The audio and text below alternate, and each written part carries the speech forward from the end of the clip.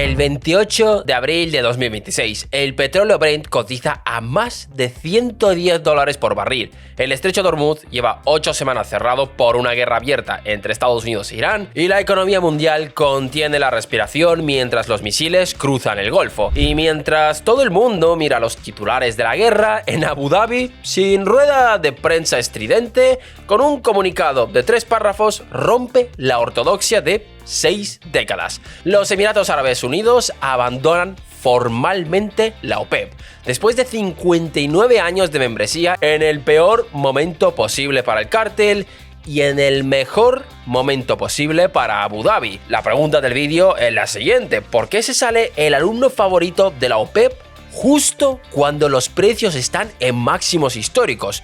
Justo cuando los miembros tendrían que estar más unidos que nunca para aprovechar los precios elevados. Os adelanto la respuesta porque es importante para entender todo lo que viene. Los Emiratos Árabes no se han salido por debilidad, se han salido por fortaleza. Pero para conocer la respuesta completa, quedaros viendo el vídeo. Así que, no me enrollo más, poneos cómodos, que empezamos.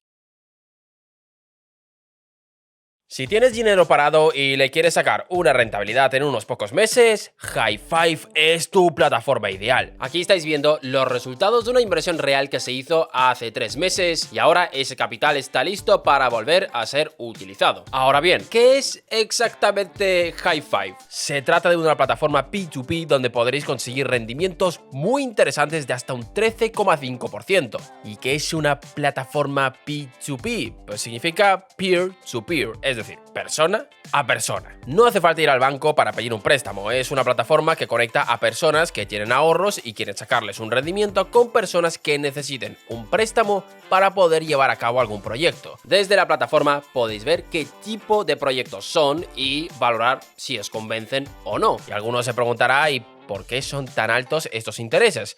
Los préstamos duran entre 30 y 90 días, un periodo de tiempo ideal para aquellos que necesiten una rápida inyección de liquidez para operar en un segmento más flexible y no sujeto a regulación bancaria, y por tanto implica más riesgo. Hasta la fecha se han pagado 4,8 millones de euros en intereses a cerca de 30.000 inversores. Y podéis estar tranquilos porque el 100% de los préstamos se han pagado a tiempo, nunca ha habido retrasos, y si eso ocurre, la plataforma devuelve todo el capital con los intereses sin hacer preguntas. Así que si queréis sacar partido de vuestros ahorros, tenéis en la descripción, en el comentario fijado y en el QR que estáis viendo en pantalla, un link para que podáis descargar la aplicación, y ahora mismo tenéis un cashback de un 1% durante 30 días. No perdáis esta oportunidad. Gracias a Hi5 por patrocinar este vídeo, y ahora sí, no me enrollo más, poneos cómodos, que empezamos.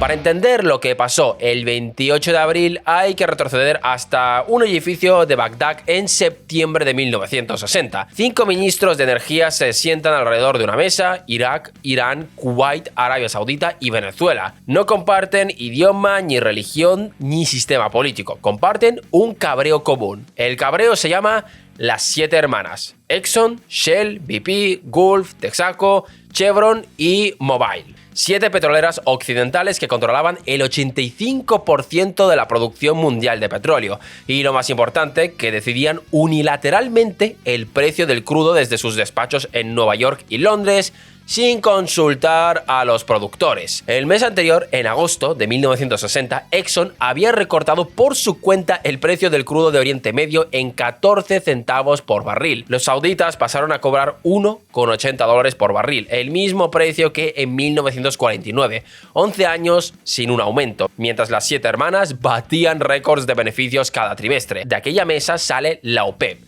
un cártel de productores creado para hacer frente al cártel de compradores. Tarda 12 años en demostrar lo que vale, pero cuando lo demuestra, lo demuestra con un golpe brutal. Octubre de 1973, embargo árabe contra los países que apoyaron a Israel en la guerra de Yom Kippur.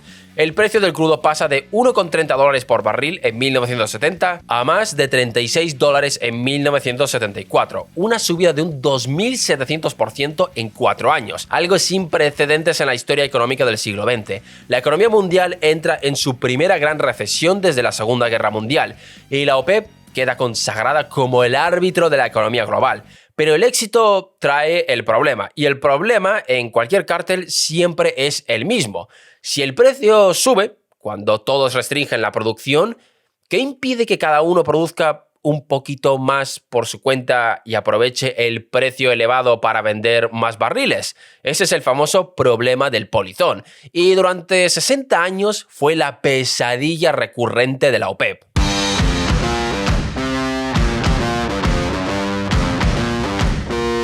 Os explico la teoría que vertebra toda la historia. Imaginad dos países que producen petróleo. Si los dos restringen la producción, el precio sube y los dos ganan más. Bien, pero si uno restringe y el otro produce al máximo, el segundo se lleva la mayor parte del pastel a un precio elevado, mientras el primero pierde ingreso, y si los dos producen al máximo, el precio se derrumba y ambos pierden. En teoría de juegos esto se llama el dilema del prisionero, y es exactamente lo que define a la OPEP. La cooperación es óptima para todos colectivamente, pero individualmente hacer trampa es siempre tentador. ¿Cómo sostuvo la OPEP la cooperación durante 6 décadas? Con 2 trucos. Primer truco, Arabia Saudita actuaba como swing producer. Ajustaba su propia producción hacia arriba o hacia abajo para compensar las trampas de los demás. Si alguien se pasaba de listo, Riad podía abrir los grifos y hundir el precio para castigar al infractor. Lo hizo en 1986 y 2020. Y el segundo truco consiste en que la OPEP convirtió esto en un juego repetido. Si hoy traicionas a tus socios, mañana ellos te castigan. Y como la organización iba a durar décadas, el cálculo a largo plazo favorecía la cooperación. Pero ojo, la clave aquí es décadas. Esto va a ser importante en un rato. Pues bien, llegamos a 2021. Los Emiratos llevan años invirtiendo en aumentar su capacidad productiva. La compañía estatal ADNOC ha trazado un plan para llegar a 5 millones de barriles diarios en 2027. La capacidad técnica del país en 2026 era de 4,85 millones y la cuota que la OPEP Plus les asigna es de 3,4 millones. ¿Veis el problema? La brecha entre lo que los Emiratos pueden producir y lo que el cártel les permite producir es de 1,4 millones de barriles diarios, casi la producción entera de Ecuador. A $100 el barril, esos son 140 millones de dólares perdidos cada día, más de 51.000 millones de dólares al año. Para que os hagáis una idea, eso es aproximadamente el PIB de Croacia, cada año. Tirado a la basura por respetar una cuota que a Abu Dhabi cada vez le hace menos sentido. Y aquí aparece el detalle. Los Emiratos son distintos al resto porque tienen una economía mucho más diversificada. El sector no petrolero, el turismo, las finanzas, la logística, los servicios de Dubái y Abu Dhabi ya representan el 75% del PIB. Y el petróleo solo financia entre el 25 y el 30% del presupuesto nacional. Para Arabia Saudita, en cambio, el petróleo financia entre el 60 y el 70% del presupuesto. Esa asimetría se traduce en algo muy concreto. El precio de equilibrio saudí, el barril que necesita el Riad para no entrar en déficit, está entre 90 y 100 dólares. El precio de equilibrio fiscal emiratí está entre 65 y 75. Vamos, que los Emiratos pueden vivir con precios mucho más bajos que los sauditas. Cuando la OPEP defiende precios elevados restringiendo la producción, está beneficiando muchísimo a Arabia Saudita y bastante poco a los Emiratos. Mientras tanto, los Emiratos están dejando de vender 51.000 millones al año. La cuenta no sale. Y no es el primer país que se sale de la alianza, pero es que los Emiratos son el primer miembro que sale por fortaleza, por capacidad excedente, por cálculo estratégico, y eso lo cambia todo.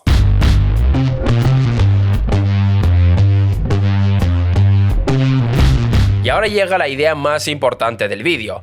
la que explica por qué los Emiratos se salen ahora y no hace 5 años o dentro de 5 años. La OPEP funcionó durante 6 décadas porque sus miembros operaban bajo un supuesto implícito, que el petróleo iba a durar para siempre.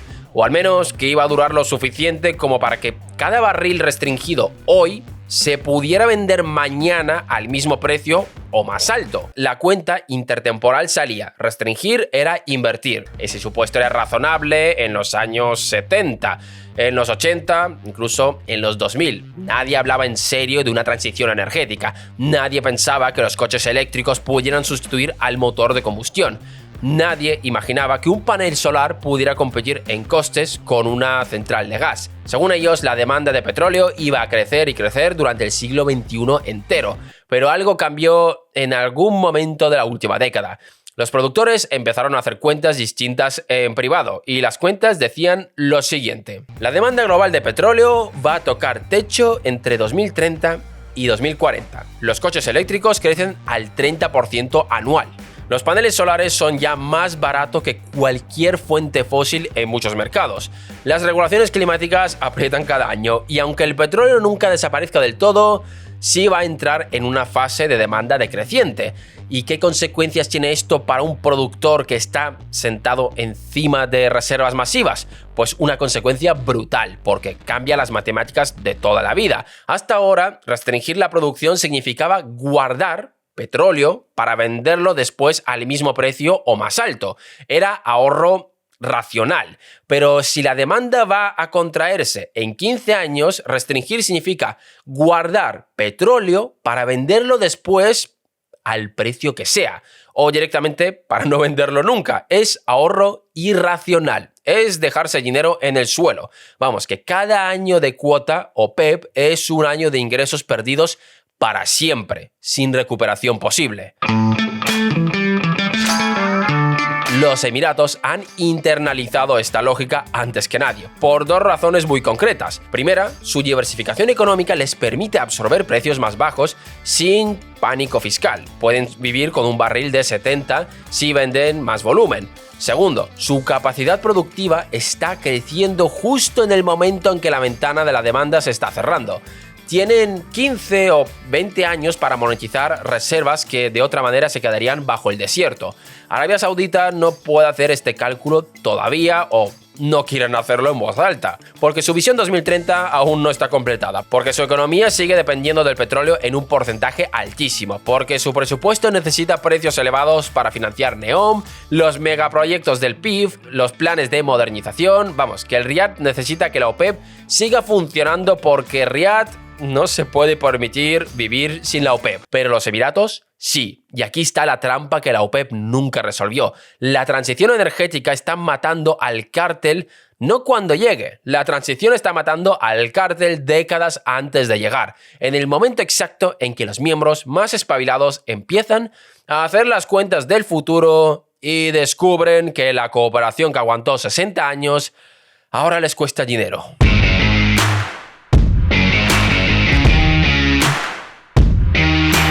Vale, ya tenemos los motivos, pero falta la pregunta del timing. ¿Por qué el 28 de abril? ¿Por qué en plena guerra del Golfo? La respuesta es deliciosamente cínica. Porque la guerra no provocó la salida emiratí. La guerra la hizo posible. Os explico el contexto. 28 de febrero de 2026. Estados Unidos lanza la operación Epic Fury contra Irán. Bases militares, instalaciones de misiles, cuarteles de la Guardia Revolucionaria, todo bombardeado. Irán responde con todos los recursos disponibles y el 2 de marzo, un alto cargo de la Guardia Revolucionaria Islámica declara cerrado el tráfico comercial en el estrecho de Hormuz. Por Hormuz pasa una quinta parte de todo el petróleo y el gas que se comercia en el mundo, 20 millones de barriles diarios. China recibe un tercio de su petróleo de ahí, Japón casi el 80%. Cuando se cierra Hormuz, no se interrumpe una ruta cualquiera, se interrumpe el riego sanguíneo de la economía global. 11 millones de barriles diarios desaparecen del mercado en cuestión de días. El Brent salta de 70 a 126 dólares en marzo. Bloomberg estima que si llega a 170, la inflación europea sube 2 puntos y el PIB cae a 1,2%. Vamos, que se puede venir un pánico global. Y aquí entra el cálculo emiratí, que es el más cínico y el más brillante de toda la historia. historia. Si vamos a perder 6 meses de exportaciones normales por la guerra, al menos que sean meses en los que producimos al máximo de nuestra capacidad sin cuotas. Vamos a vender por el oleoducto de Fuljarah hacia el mar de Arabia, esquivando el estrecho. Mejor vender 4,8 millones diarios que 3,4. Si la atención global está puesta en los misiles iraníes, nadie va a montar un escándalo internacional por nuestra salida del cártel. Vamos, que Abu Dhabi eligió el momento perfecto, precios en máximos históricos por la escasez, atención global desviada en el estrecho y, lo más importante, Arabia Saudita incapaz de responder con guerra de precios. ¿Y por qué no puede responder Riad? Pues por algo muy concreto. La respuesta clásica saudita ante una deserción es abrir los grifos al máximo y hundir el precio para castigar al infractor. Lo hizo en 1986 con Venezuela, lo hizo en 2020 con Rusia. Pero hacerlo ahora sería un suicidio fiscal, porque Arabia Saudita necesita un barril a $90 para equilibrar su presupuesto. Hundir el precio en plena guerra significa destruir sus propios ingresos en el momento de máxima necesidad militar y diplomática regional. Los Emiratos no rompieron la mesa, salieron por la puerta de atrás mientras todos miraban el incendio, y lo hicieron sabiendo que el guardián de la mesa no podía perseguirles porque tenían que apagar su propio fuego.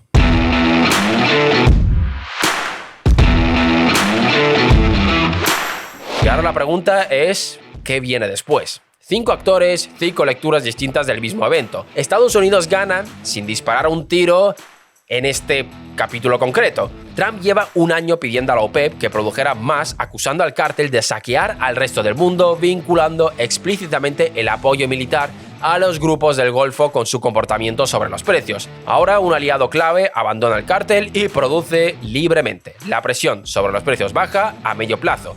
La competitividad del shale americano sube. Una victoria política completa para Washington. Arabia Saudita pierde a su tercer mayor productor en el peor momento posible. Y pierde algo más importante todavía. Pierde la apariencia de unidad del cártel, que era en sí misma un instrumento de influencia sobre el mercado. Los traders y los gobiernos importadores tomaban decisiones asumiendo que la OPEP hablaría con una sola voz. Esa voz se ha roto visiblemente. A Riad le quedan 2 opciones. Una, intentar disciplinar al resto con guerra de precios, lo cual sería un suicidio fiscal en plena guerra.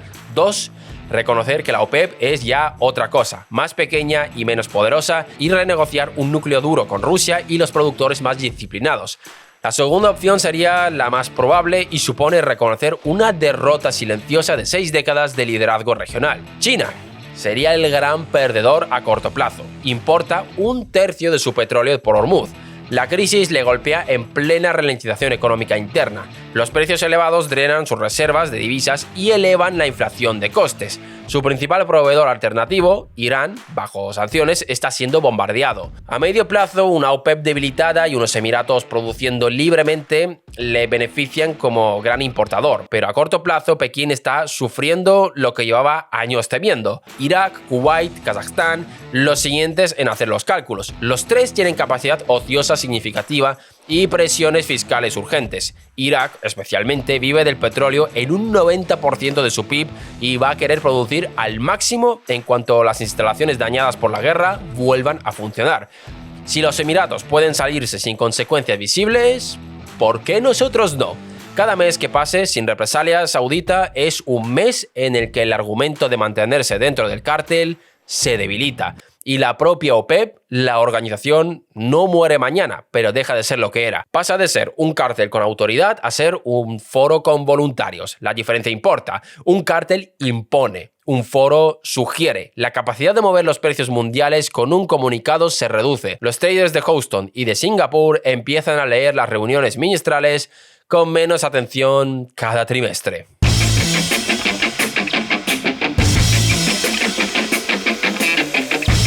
Vuelvo al titular del principio. La OPEP nació en 1960 para que los productores recuperaran el control de su propio recurso frente a los grandes petroleras occidentales.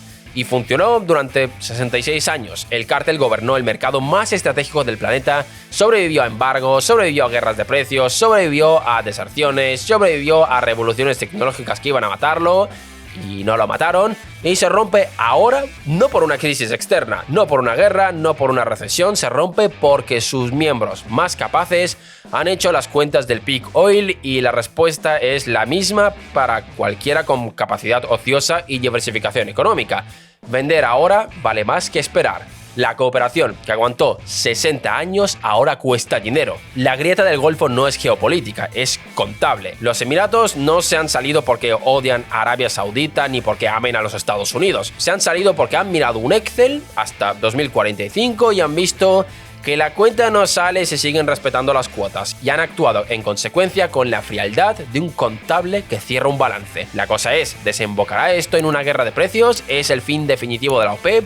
Dejadnos vuestras respuestas en los comentarios. Gracias por vernos un día más y nos vemos en el próximo vídeo.